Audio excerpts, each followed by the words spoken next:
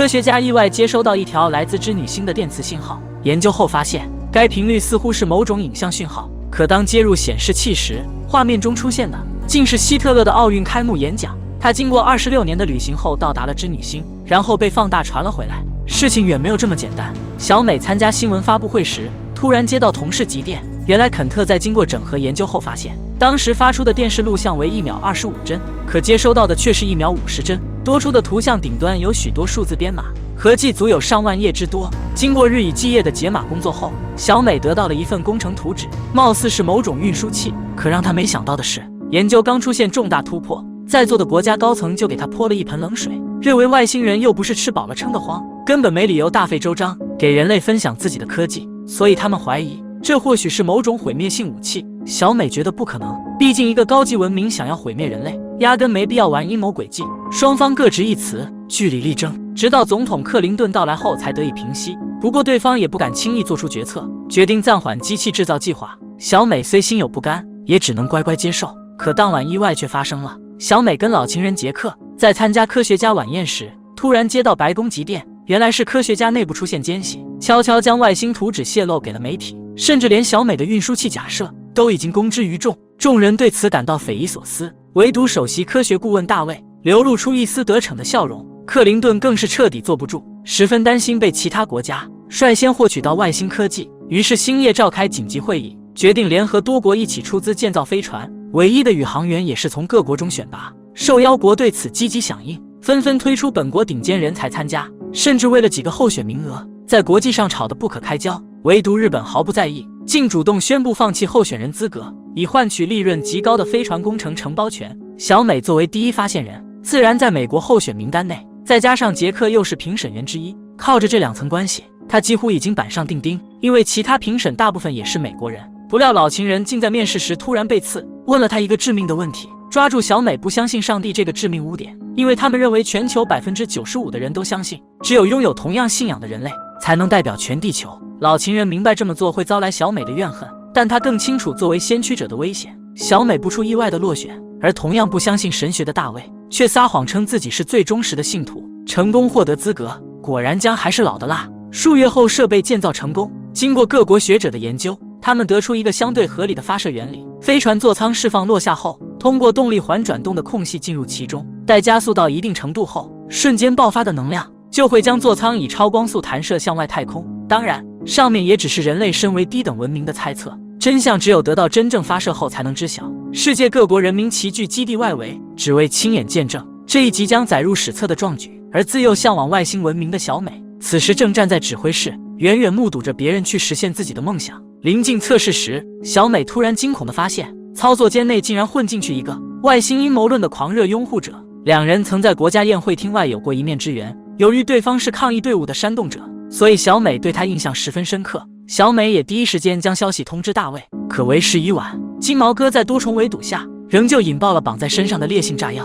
300亿美刀投资，人类与外星人首次接触的传输机器彻底毁了。正当小美失落之际，彼时却突然在家里的电视上接收到俄罗斯空间站的视频电话。小美意识到电视已经被人改装过，而真正想要联系她的其实是之前资助过她研究的幕后金主赫顿。对方是个世界传奇工程师，外星代码的破解规则也是他所发现，只可惜晚年不幸患上癌症。而对方之所以联系小美，是想告诉她外星探索之旅并没有破灭，因为在日本的北海道还建造了一个保密的发射基地，而负责建造的日本承包商正是赫顿工业集团旗下的一个子公司。突如其来的好运让小美兴奋不已，当即便出发前往日本北海道。可发射前设计师却突然告诉小美，他们在不影响太空船运行的基础上，往舱内增加了安全座椅，并且医生还递给她一粒安乐死的毒药。毕竟长达26光年的旅途中，难保会出现意外。小美见状，内心不免升起一股恐惧。临行前，杰克特意来到基地告别，并将自己的指南针吊坠送给对方，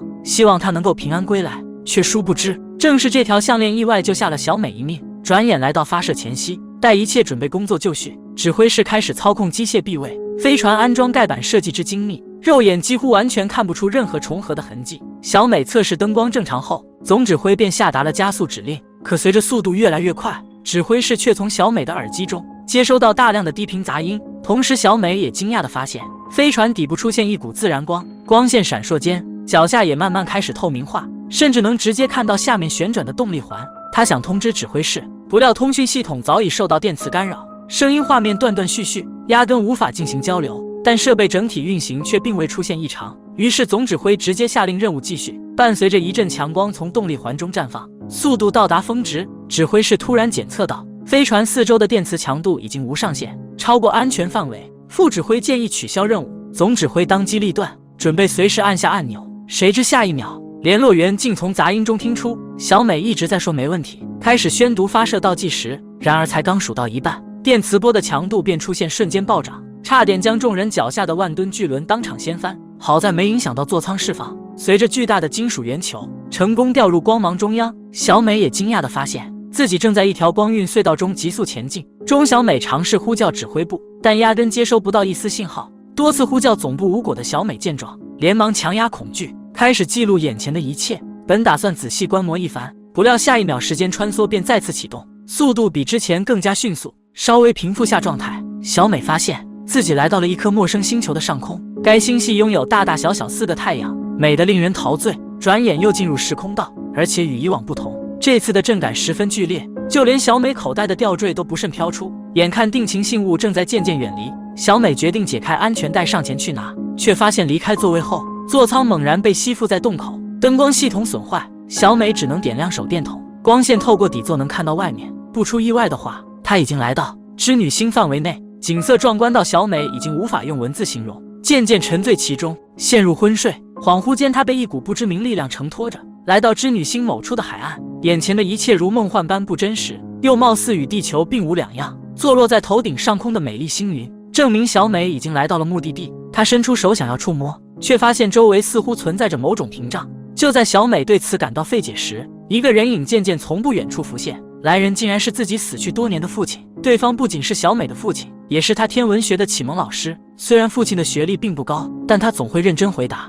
小美的每一个幼稚问题，小美便对天文学产生浓厚兴趣。只不过在她刚上小学时，父亲便因心肌梗塞离开人世，小美从此孤身一人。如今再次见到父亲，小美简直激动到了极点，但同时她也明白人死不能复生，眼前之人根本不是父亲。原来外星人为避免惊到小美，特意幻化出来的外形。小美瞬间恢复清醒，询问对方为什么要跟人类接触，没想到男人对此直接否认，表示他们只是为了倾听其他文明的声音。在这颗星球上居住着许许多多受到召唤而来的外星种族，并且他也没见过织女星的原住文明。小美听后更加一头雾水，不明白原住民为什么要召唤人类前来。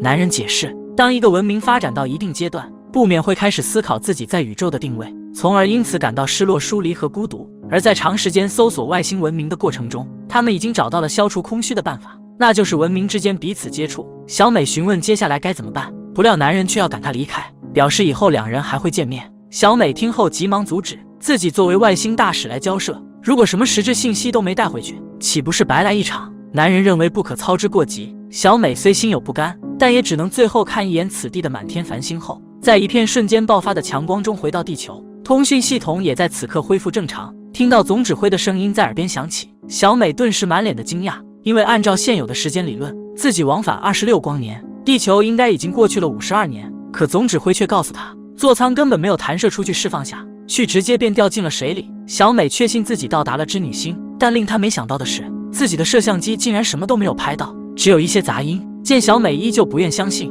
官员直接放出当时的发射录像。座舱放下后，中途压根没有丝毫停顿，便直接掉进水里。消息很快传遍全世界，人们对此议论纷纷。国科院当即召开听证会，对小美进行全球直播的调查。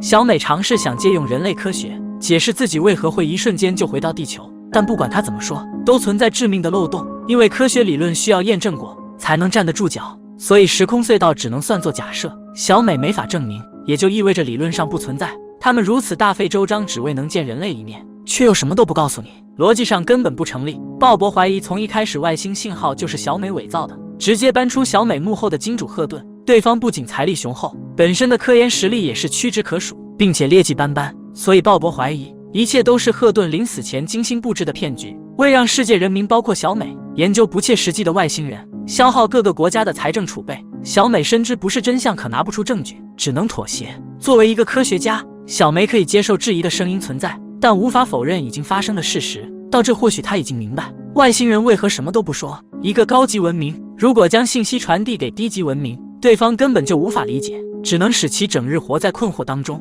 所以外星人邀请人类前去，只是想让他们知道，人类在宇宙中并不孤单。具体有没有见过外星文明并不重要，等文明发展到一定程度，双方自然会相遇。这也是外星人为何要告诉小美，两人以后还会见面。小美得不到理解，在杰克的陪伴下离开会议厅，却被外面的场景彻底惊呆。底下聚集着大量的民众，由于困惑得不到解答，部分人开始将外星人当作是神，小美则是那个唯一见过神的人类。许多人想与其握手，以求沾染一丝圣光。令小美万万没想到的是，国科院院长竟然选择相信，并且还打算给小美追加科研经费。因为他在查看录像时发现，画面中虽然只有杂音，但在座舱掉落的一瞬间，却录了有18个小时，这足以证明小美所言非虚。不过从鲍勃毫不意外的表情不难看出，他应该早就发现了。可画面的录制时间并不能作为证据，贸然公布出去，只会引发国内外舆论，所以必须有人为纳税人的钱背锅。比如已经死去的赫顿。转眼来到几个月后，小美作为一个神秘的传奇人物，经常有孩子们来天文台询问她究竟有没有外星人。此时的她已不再极力为自己证明，不如留下一丝悬念，让后来者去探索。好了，今天的节目就到这里，欢迎关注港风港影，咱们下期再见。